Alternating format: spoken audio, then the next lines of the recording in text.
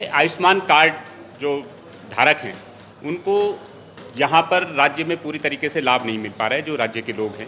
और इसके लिए हम लोग लगातार सवाल भी उठा रहे हैं, लेकिन हमें आप सभी मीडिया के साथियों का भी इसके लिए साथ चाहिए कि ताकि आप इसे अपने प्लेटफॉर्म पे जो है इस बात को उठाएं, इसको एक मास में चर्चा का विषय बनाएं, ओपिनियन मेकिंग का विषय बनाएं। साथियों, क्या हुआ है कि जितने भी हमारे ब्यूरोक्रेट्स हैं, इन्होंने एसी कमरों में बैठ करके इसके लिए पॉलिसीज़ बनाई हैं और आयुष्मान कार्ड बनाने के लिए एकमात्र जो दस्तावेज है जिसको इन्होंने अनिवार्य कर दिया है वह है राशन कार्ड। लेकिन राशन कार्ड की जो सबसे बड़ी चुनौती है, एक और सरकार कहती है कि आयुष्मान कार्ड सबका बनेगा, इस पूरे राज्य में सबको स्वास्थ्य का लाभ मिलेगा और सबका आयुष्मान कार्ड के अंतर्गत इलाज किया जाएगा। लेकिन इलाज कैसे किया जाएगा, इस पर बड़ा प्रश्न चिन्ह लगा है सरकार की ही योजना के चलते। सरकार ने क्या किया है कि आयुष्मान कार्ड अब उन्हीं का बनेगा जिनका राशन कार्ड होगा, और ये साफ नॉर्म है कि राशन कार्ड सिर्फ उन्हीं लोगों का बनेगा जिनकी 40,000 रुपये तक इनकम है। 40,000 पर मंथ से ज़्यादा इनकम वालों का राशन कार्ड नहीं बनाया जा रहा है। तो यानी प्रदेश में आयुष्मान कार्ड के दायरे से वो परिवार सीधे सीधे बाहर हो गए हैं जिनकी इनकम 40,000 रुपये पर मंथ से ज़्यादा है। नंबर एक बात। और ये सबसे बड़ी विडंबना है हमारे प्रदेश में कि पहले अधिकारियों ने एक खौफ का माहौल बनाया और मजबूर किया पूरे प्रदेश के लोगों को अपना राशन कार्ड सरेंडर करने के लिए। तरह तरह की चीज़ें बनाई कि रिकवरी हो जाएगी, कार्रवाई हो जाएगी, मुकदमा हो जाएगा, FIR हो जाएगी, जिसकी इससे कम ज़्यादा इनकम है वो तत्काल राशन कार्ड सरेंडर करें।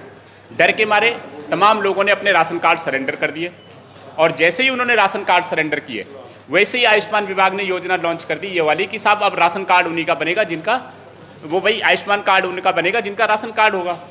अब क्या हो गया कि 40,000 रुपये पर मंथ से ऊपर वाले जो स्लैब वाले लोग हैं आयुष्मान कार्ड से सीधे सीधे बाहर हो गए। तो हमारी सरकार से भी मांग है, हमने आयुष्मान प्राधिकरण के अधिकारियों से भी ये मामला उठाया और हमने उन्हें कहा है कि आप इस दस्तावेज के बारे में आप पुनर्विचार कीजिए, नहीं तो ये पूरा राज्य आयुष्मान कार्ड योजना के अंतर्गत नहीं आ रहा है। दूसरा जो सबसे बड़ा नुकसान हो रहा है, इलाज सुलभ करने के लिए सबसे ज़रूरी शर्त है, मतलब सबसे एक बेसिक वो होता है कि भाई जिसके पास अपने खर्चे से पैसे करने के लिए इलाज के पैसे नहीं है वही तो आयुष्मान कार्ड का यूज़ करता है आमतौर पे। दुर्भाग्य ये है कि BPL कार्ड धारक, जिसका BPL का राशन कार्ड होता है, BPL के राशन कार्ड वाले में जो नया बच्चा परिवार में पैदा हो रहा है वो आयुष्मान योजना से बाहर हो गया, क्योंकि सरकार की योजना है कि BPL कार्ड धारक वही व्यक्ति बनेगा या BPL में नया सदस्य वही जुड़ेगा जब पहले एक व्यक्ति का नाम BPL से कटेगा। भाई हर एक ब्लॉक में BPL का कोटा फिक्स है, नया BPL का व्यक्ति तभी उस कोटे में शामिल होगा, BPL का सदस्य माना जाएगा जब पहले पुराने वाले सदस्यों में से कोई सदस्य कम होंगे। अब अगर कोई BPL परिवार है, उसके घर में कोई नया बच्चा जन्म ले रहा है, तो वो कह रहे हैं कि साहब आपके बच्चे को BPL आप होंगे नहीं, इसलिए आप आयुष्मान के कार्ड के दायरे में होंगे नहीं। तो मतलब ये कितनी कैसी योजना है ये सीधे सीधे अफसरशाही, लाल फीताशाही, एसी कमरों में बैठने के लिए मीटिंग, सीटिंग और ईटिंग वाली बातें हैं। इससे आम जनता का कोई फ़ायदा नहीं हो रहा।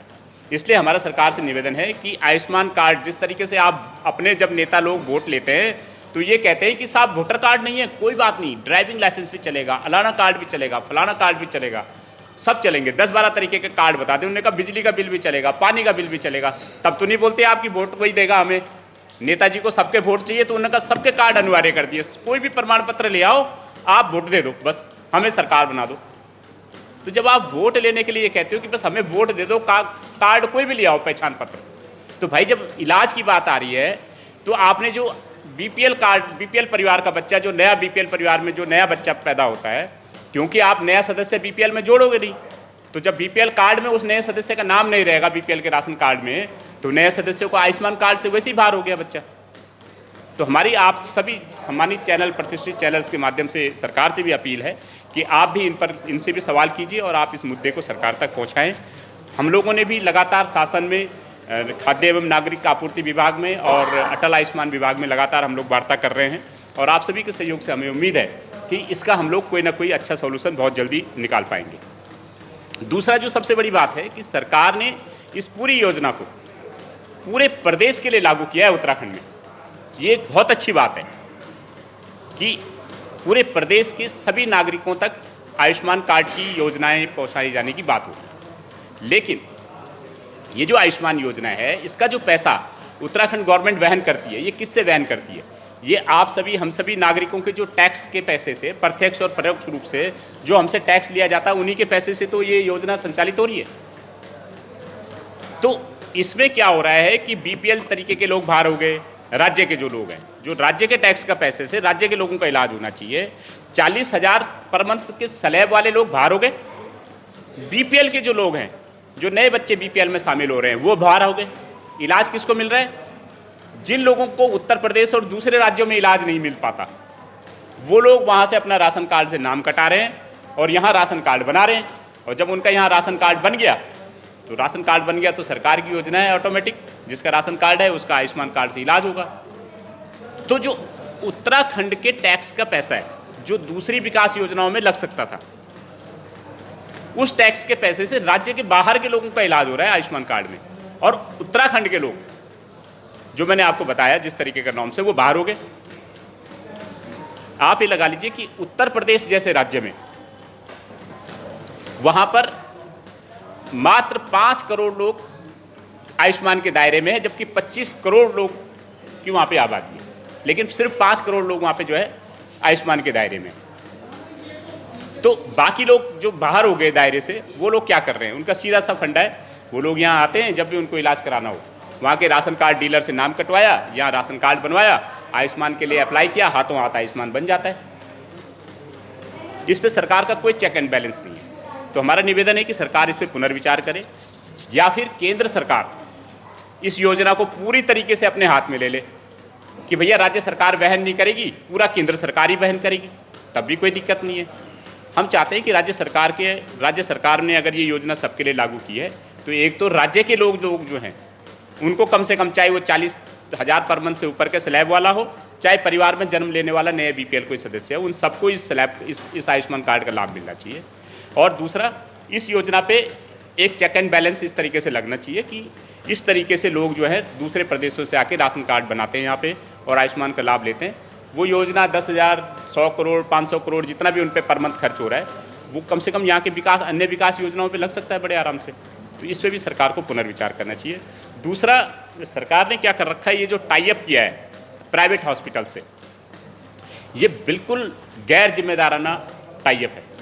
इस टाई अप में साफ लिखा है कि अगर आयुष्मान योजना के अंतर्गत जो अस्पताल अनुबंधित हैं, अगर कभी सरकार में और उन अस्पतालों में कोई विवाद हो जाता है, तो दोनों एक दूसरे के खिलाफ केस नहीं करेंगे। अब क्या हो रहा है कि वो लोग फर्जी क्लेम कर रहे हैं, आयुष्मान के अंतर्गत जो संचालित हो रहे हैं अस्पताल, वो फर्जी मरीज दिखा रहे हैं, फर्जी इलाज दिखा रहे हैं, फर्जी ढंग से क्लेम कर रहे हैं, और ये करोड़ों रुपए का क्लेम हर महीने हो रहा है। करोड़ों रुपए का स्कैम है ये। लेकिन सरकार ने कह रखा है, अनुबंध में है लिखा हुआ कि साहब हम एक दूसरे के खिलाफ कोई केस नहीं करेंगे। तो अब क्या होता है, अगर कोई बड़ा बवाल हो जाता है, आपके जैसे पत्रकार साथी कोई किसी केस को पकड़ लेता है, मुकदमा भी होता है या जांच होती है उस पर, तो ये पाया जाता है कि साहब इसने 40 करोड़ रुपए फलाना अस्पताल ने जमा किया। आप ही लोग इसको पब्लिश करते हैं आए दिन कि 40 करोड़ रुपए इस अस्पताल ने सरेंडर कर दिए, 5 करोड़ रुपए फलाना अस्पताल ने सरेंडर कर दिए। सरेंडर तो कर दिए, लेकिन भाई ये गबन है, ये कूट रचना है।